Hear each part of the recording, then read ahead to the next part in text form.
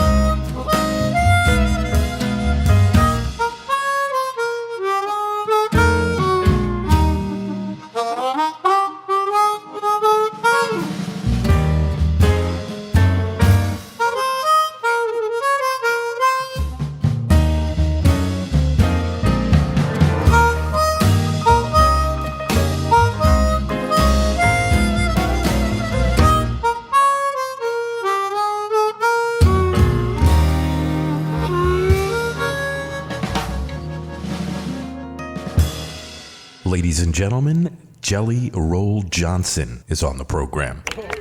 How you doing, buddy? I'm good. How are you? Very good. So how did you get that nickname, Jelly Roll? Well, it comes from years ago. I used to sing, and there's a song that I sang, Mr. Jelly Roll Baker by Lonnie Johnson. And, some friends of mine decided I needed a nickname, so it came from that. So it had nothing to do with like your love for dessert or anything like that. It's just a nickname. Well, in a way, the real story is a lot longer, but we don't have time for that. So okay. But that's the basic story. So. Yeah, it's a cool name. I was just wondering how you got that name attached for so many years. And you've been in music for over 45 years and playing with all these great people like the Oak Ridge Boys in Alabama and Etta James and Loretta Lynn. At what age were you when you realized that you wanted to be a musician, and what made you choose the harmonica? Well, I started playing when I was 19, and I had some friends who had a rock band, and they were actually practicing in my parents' basement. So I decided I wanted to play some kind of instrument, and I had a background playing clarinet and in school band. That didn't really fit. So anyway, I had a flute for a while, was trying to play it, and my dad had always played harmonica just for fun, and he kind of saw me struggling with the flute, and he said, "Well, you ought to try the harmonica. You got notes." You just breathe in and out and you got notes coming out. So that's where it started. And soon after that band I was playing with broke up, and I just started, freelancing, playing with a lot of different bands, and got into blues and country. And I was influenced by listening on records to Paul Butterfield and Little Walter. And as far as country, I was listening to Charlie McCoy. So I just started trying to figure out the instrument and figure out what they were playing, and eventually it turned into my own thing. So it's been a long journey and a lot of fun, and taken me a lot of places. So. I'm sure. Who was the first person that you ever recorded for? Famous wise, that you worked with? Well, let's see. I was on the road with an artist named Con Hunley, and he was recording for Warner Brothers at the time, and I played on some of his records. And that's the artist that I toured with, that we opened for the Oak Ridge Boys and Loretta Lynn and the Gatlin Brothers and all these people. But anyway, I played on some of his records, and that led to me playing on Randy Travis's records, and later on the Judds and Trisha Yearwood and a lot of other people. So I moved here to Nashville in 1984, and that was where I'd been recording before that, but that was where I really got established as far as recording with some of the the name artists. So because Nashville is a recording center, and I was lucky to get to play on some pretty big records pretty early on, and that led to everything else. Yeah, that's pretty cool. I mean, you've been on 50 gold and platinum albums. You were on Randy Travis albums that he won 3 Grammy Awards for. What's it like working with all those guys like Randy Travis, Trisha Yearwood, Etta James, Kenny Rogers, etc.? It's a real thrill, and some of the recording I've done has been with the artists, the whole band recording together. But a lot of the recording sessions I've done have been what they call overdubs, where you're just in there. Sometimes the artist is there, and sometimes they're not. So you're in there with the producer and the engineer, and the basic tracks have already been recording. The band has already done their parts. Okay. And the singer has done usually their final vocals, and you're in there adding to, putting an extra touch on whatever has been done. So it's interesting, sometimes you don't even get to meet the artist. Like Kenny Rogers, I never actually met him. Wow. I think I played on maybe 2 of his records, and but Trisha Yearwood, I actually played in a live band with her before she even got a record deal. So I knew her. Mm-hmm. Randy Travis, I'd met him years before he got his record deal. Okay. So it's different with every artist. So Etta James, I got to record with live in the studio. So the whole band was there, and so that was a thrill. And but it's basically different. Every session can be a little different. Mm-hmm. So it just depends. Now, you've been on many TV shows as well, like The Tonight Show and The Late Show with David Letterman. I mean, that must be a thrill, right? To be seen on TV by millions of people. And that's a lot of fun. It's of course, there's a live audience there in the studio when you take the show, but yeah, the show's going out to millions of people. And so it's fun to see how those shows come together and how they're produced, and mm-hmm. It's all good. It's been a lot of fun to do all of that. Now, when you do these shows, do you sit on the couch and talk to Dave and talk to Jay Leno, or you just kind of jam with the band? Part of the band, yeah. Oh, okay. So I did the Tonight Show with Alan Jackson and an artist named Jamie O'Neill. So 2 different times. Okay. But you play with the artist has their band, so you're not playing with the staff band, and they have you.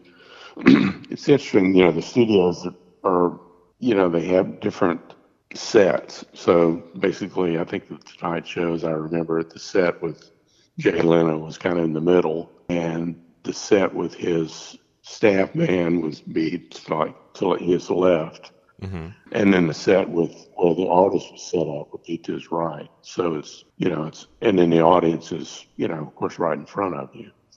And a big, probably, I don't know, 500 or 600 people there, in the studio audience. And so it's, they do it.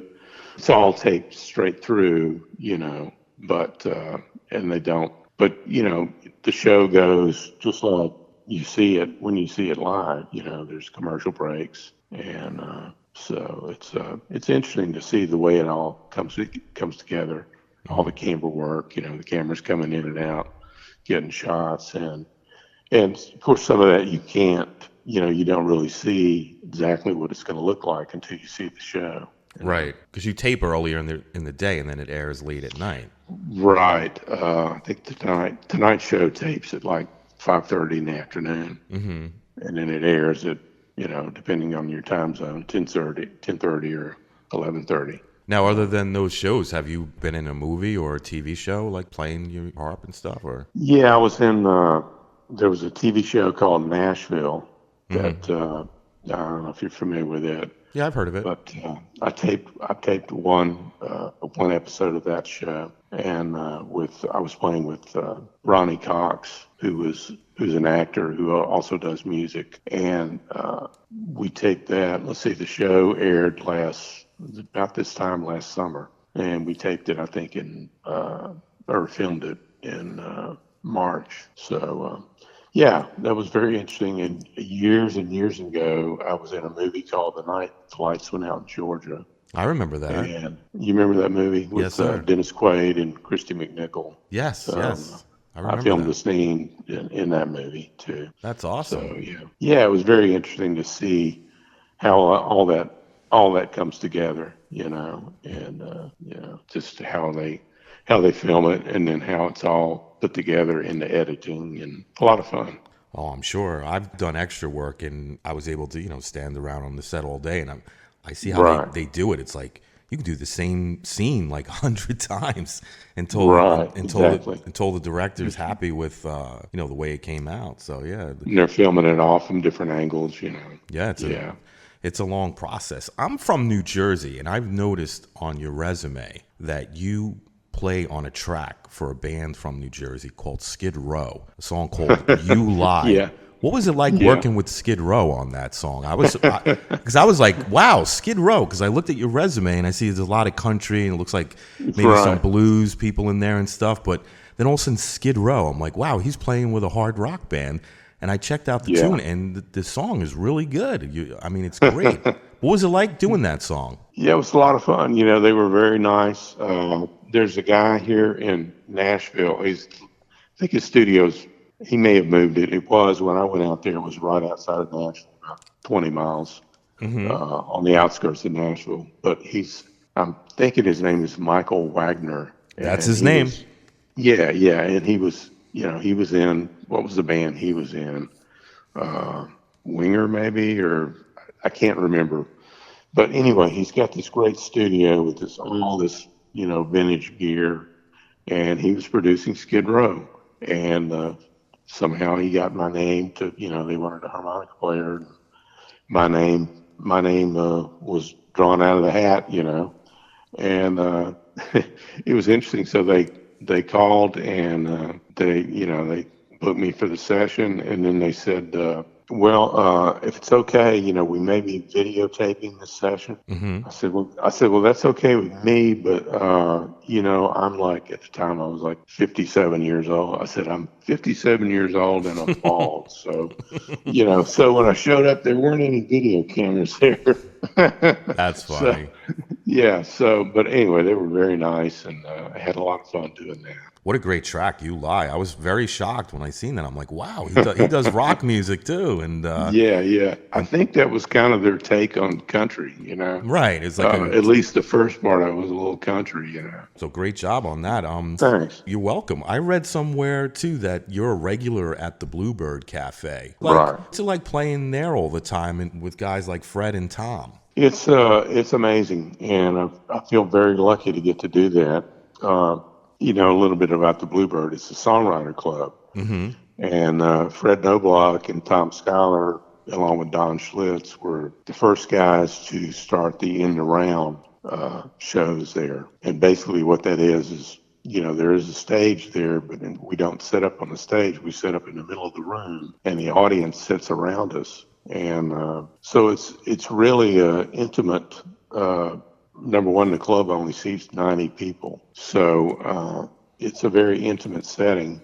And to hear the songs that, people recognize from major artists recording, and, some of the songs are really timeless, and known worldwide. But to hear them performed by the people that created the songs is really special. Mm-hmm. And my thing to get to, that was really Fred's idea, to have me play harmonica with all these guys, whereas typically they would have 4 songwriters perform. Mm-hmm. His idea was to have only 3 songwriters and have me play and accompany everybody. And that way they get to play a few more songs, and, I add my thing to whatever they're doing. So it's really great. I get to play with them. I get to play with Fred once a month there, and I also play with Don Schlitz once a month. And Tony Arata plays with Fred, and Tom Schuyler plays with us occasionally. He's actually semi-retired now, so we have other people play whenever Tom can't be there. So like this week, I'm playing Friday night. I'm playing with Pete Wasner, who's a great songwriter and piano player. He's Vince Gill has recorded a lot of his songs, and many other people too. It's great. It's a really unique experience. Maybe a little hard to picture, but once you've been there, people are just blown away by the experience of it. And that's the club was actually kind of a you could say a character in the show, the TV show Nashville. Mm-hmm. So because of that show, the club has gotten even more popular than it was before. That's so cool. basically all the shows are sellouts. That's pretty cool. I mean, the CD that I got with you guys on it, I love it. I play it all the time, at least a couple times a week. And speaking of CDs, you have a CD out. The current one's called "The Land of Dreams," right? Can you talk about that a little bit? Yeah, I have. I've released 3 instrumental CDs. I have "The Land of Dreams" and "Come Rain or Come Shine" and "Songs from the Record World." So these CDs just feature me, on harmonica, playing with a small band, backing me up. "The Land of Dreams" is, I'm from Louisiana. I was born in Lake Charles, Louisiana, and spent a lot of time in New Orleans. And so it's kind of a tribute to New Orleans music. "Come Rain or Come Shine" is I'm playing with what they call in jazz an organ trio. It's like an organ player playing bass with his feet and guitar player and a drummer. Mm-hmm. And so we're doing some jazz and blues standards. "Songs from the Record World" is kind of a mixed bag of tunes, and all 3 of these are all instrumental. But it's a variety of stuff, a little bit of jazz, a little bit of blues, even a country song, a couple of country songs on there. So, a lot of fun to do. And,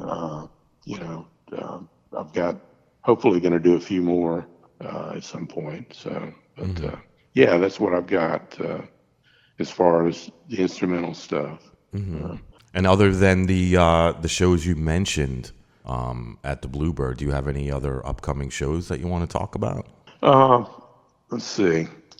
The other band that I play with, I play at the Station Inn with an artist named Jim Rooney, and Jim Rooney goes way back in the folk era. Jim's 81 years old, and he's been a songwriter, performer, singer, guitar player, producer. He's produced John Prine, Nancy Griffith, Tom Rush, Tom Paxton, many people. And so he put this band together. It's about 30 years ago. I think I've been playing with him about 28 years, something like that. And we play about 6 times a year at the Station Inn, another great club in Nashville. So it's a band.